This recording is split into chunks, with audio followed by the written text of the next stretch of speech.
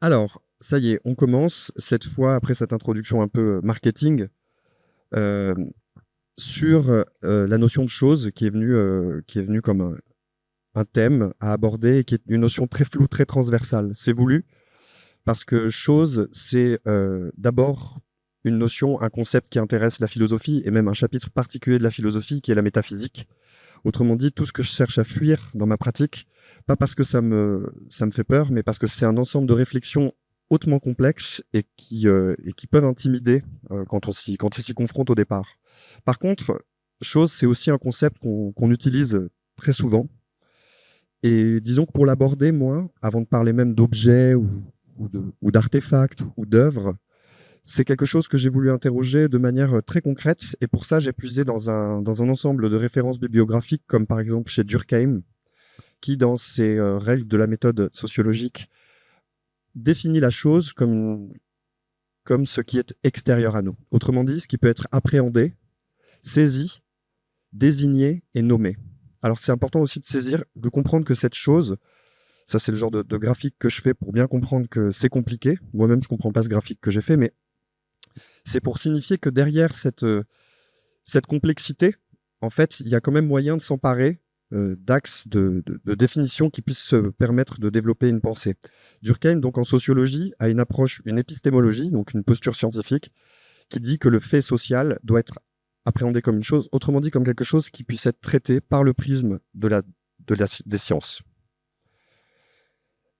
J'ajoute donc à cette dimension d'autres aspects. Partons du principe que dans un monde où rien ne se distingue, quelque chose puisse apparaître. Donc l'expression quelque chose, c'est-à-dire qu'une forme dans un monde apparaît, se distingue d'un fond, et donc on saisit une chose dans un environnement. Deuxième paramètre de cette chose que je souhaite préciser pour cette définition-là, cette chose peut elle-même devenir le fond de quelque chose. Donc, sur ce fond, à nouveau, on peut imaginer plusieurs choses. Là, j'enjambe un grand problème de la philosophie métaphysique qui est celui de l'individuation, qui est un problème très complexe. J'en ai parlé avec Gauvin Lecomte, qui était intervenu à la première conférence, qui est épistémologue, qui m'a dit surtout ne parle pas de ça. J'obéis. Et dans un deuxième temps, donc on peut distinguer des choses semblables dans l'espace et dans le temps. On peut aussi distinguer des choses entre elles, c'est-à-dire des choses qui se nomment différemment, sur des registres de comparaison, de superposition, de mutualisation. Dernier aspect qui est double de la chose telle que je vais la définir ici. La chose a deux propensions potentielles, c'est pas impératif, elles peuvent se transformer et elles peuvent se combiner. Elles peuvent se transformer dans la mesure où une chose peut donc, par exemple, modifier certains de ses paramètres, comme la taille, la couleur, l'échelle, dans un monde où on saisit les choses visuellement, par exemple. Et ensuite, elles peuvent se combiner entre elles pour générer quelque chose qui va être central dans cette introduction et dans ce prologue, c'est-à-dire la saisie de la chose comme non pas un ensemble de figures qui sont liées spatialement, mais bien comme une nouvelle chose, à savoir ici un visage d'ourson. Vous pouvez voir un autre animal, hein, c'est pas grave. En tout cas, c'est intéressant parce que du coup, dans l'appréhension de cette chose, en tout cas ici sur le principe visuel, naît quelque chose d'intéressant, c'est qu'il y a une ambiguïté, une équivocité entre une somme de figures liées dans l'espace et une figure synthétique qu'on identifie. Alors ça, c'est quelque chose qu'on trouve très couramment dans la nature, sur des phénomènes comme par exemple l'appareil d'Oli, excusez-moi, où on identifie un nuage, la chose nuage, et on projette dans l'appréhension de cette chose autre chose que le nuage lui-même. Et donc ici, on voit par exemple une figure de canine, un chien. Enfin, moi je vois ça, mais vous pouvez, voilà. Donc il y a ce que c'est à partir du moment où on cherche à comprendre, on commence à rentrer dans le domaine qui m'intéresse progressivement, et il y a ce qu'on projette sur cette chose. Alors ça existe dans la nature, mais en vérité, cette manière d'interagir avec les choses du monde, elle est très commune et elle est surtout très commune en art. En art, l'illusionnisme procède beaucoup sur ce registre d'ambiguïté. Alors là, je vous donne un exemple d'Arcimboldo, le Vertumne de Rodolphe II, c'est un portrait.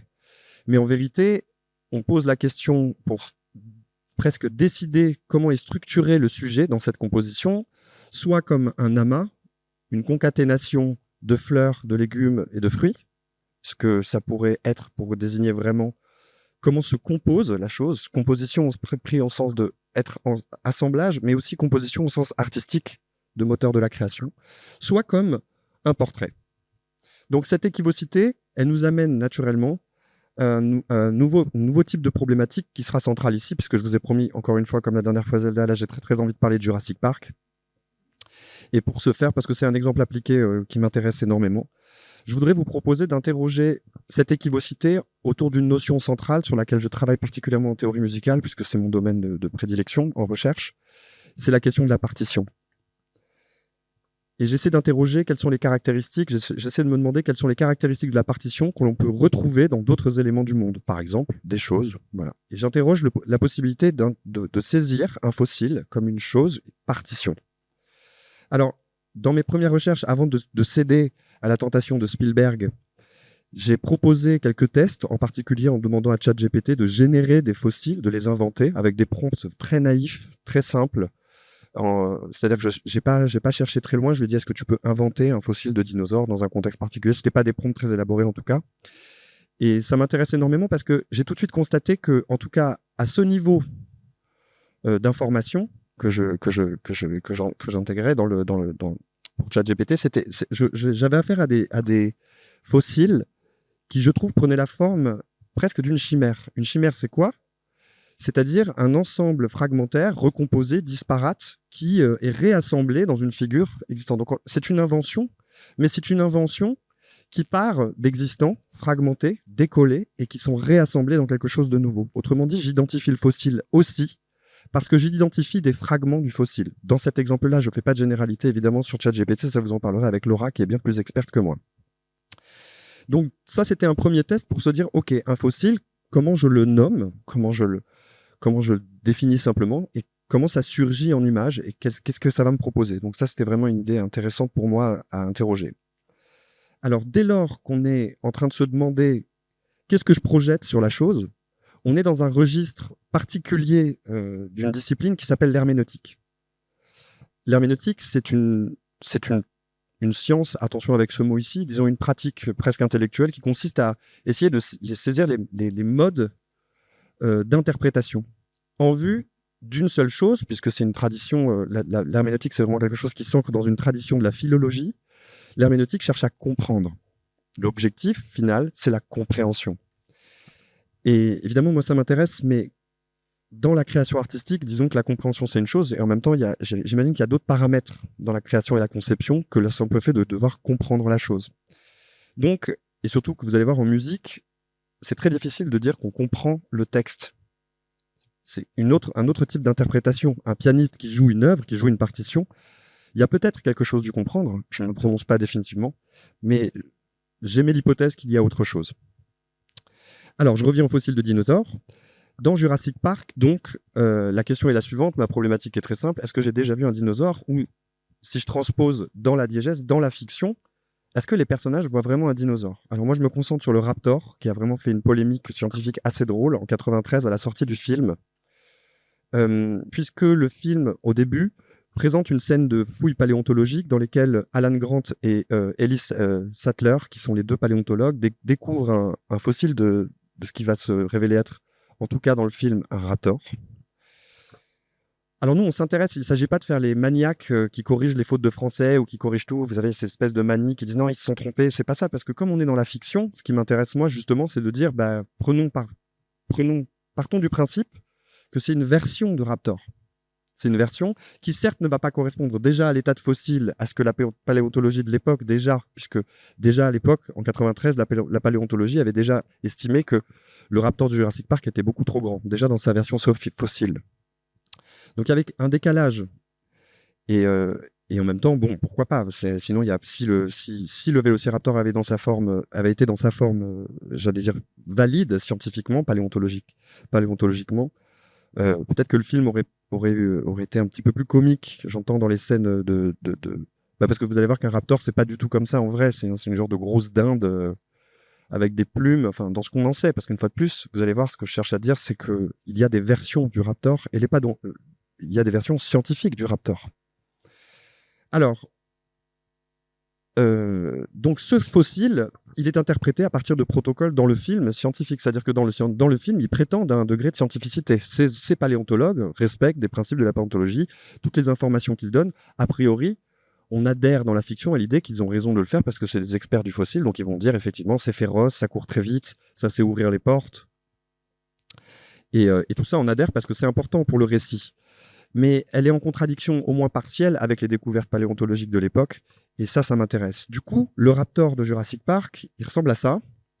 Alors que, comme je vous le disais, le raptor paléontologiquement déterminé, le raptor valide, d'une certaine manière, sans pour le temps lui donner raison, parce que nous, on préfère la fiction, ce serait quelque chose qui, j'ai pris une image ici sur Wikipédia, qui ressemble à ça et qui est assez petit. Pourquoi pas? Je veux dire, dans Jurassic Park 2, la première scène d'agression par les dinosaures se passe par une espèce de petite meute de reptiles qui ressemblent d'ailleurs beaucoup à des oiseaux également. Et ça marche très bien. Mais on sent bien qu'il y a une intention de créer un personnage T-Rex, Raptor, qui ont un rôle, qui ont des intentions, qui ont des capacités sociales, qui peuvent être domestiqués. Donc il y a tout ça rentre dans la question de la narration d'une certaine manière. Donc moi, ce qui m'a intéressé encore plus derrière, c'est qu'en 2015, une nouvelle trilogie sort. On se dit, est-ce qu'ils vont se tenir informés des découvertes paléontologiques? Est-ce qu'ils vont nous transformer ce raptor en quelque chose de cohérent? Pas du tout. Ils le maintiennent dans cet aspect. Il s'appelle Blue, il lui donne un nom, il l'individualise, il lui donne des affects. C'est absolument génial. Bon, encore une fois, au nom du récit, on tolère totalement cette attitude. Maintenant, il est convaincant l'argument si on se penche un peu sur la manière dont il justifie cette morphogenèse du corps Vélociraptor. Comment ils font? Eh bien, ils disent il y a des lacunes dans l'ADN trouvé dans le moustique. Je vous rappelle que tout part d'un moustique qui contient une ADN à partir duquel on va pouvoir reconstituer les dinosaures. C'est un fantasme, il n'y a pas de problème avec ça. Mais ils disent, justement pour légitimer les légères variations, les discrépances qui existent avec les vérités paléontologiques, ils disent justement qu'il y a des lacunes dans le schéma ADN, c'est-à-dire qu'il y a des trous, et qu'ils ont dû combler ces trous avec de l'ADN de grenouille. Autrement dit, on rentre dans un schéma narratif qui dit, c'est presque dans le jeu vidéo ce qu'on pourrait appeler du RNG, c'est-à-dire des aléas. C'est-à-dire qu'il contrôle des choses, mais il n'en contrôle pas certaines.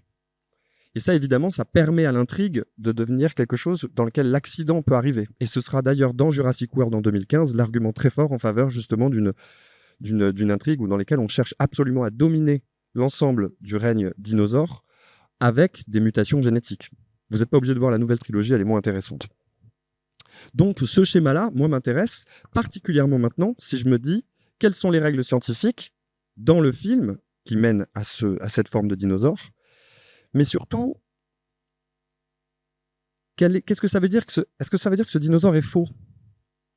Et là, on arrive à un autre niveau d'herméneutique qui, moi, m'intéresse, c'est que ce dinosaure, il n'est pas spécifiquement faux, il serait peut-être plus intéressant de le considérer comme cohérent. Alors la cohérence, c'est intéressant ici, parce que du coup, ça veut dire qu'il respecte un principe, un modèle, dans lequel l'intrigue se maintient. On sent bien que la volonté de se maintenir dans un registre scientifique, c'est-à-dire d'expliquer la nature formelle du raptor à l'aide d'arguments scientifiques, c'est justement pour valider son comportement, sa férocité, etc.